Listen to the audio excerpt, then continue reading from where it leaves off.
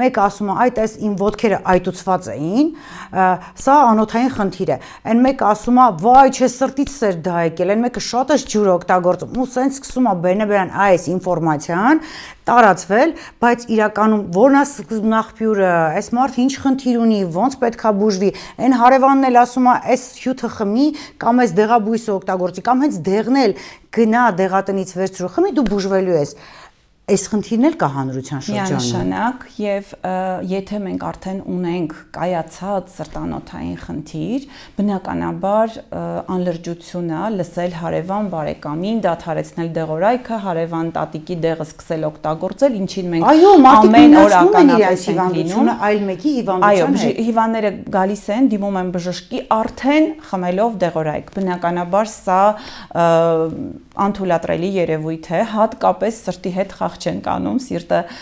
չի ներում այդպիսի սխալներ,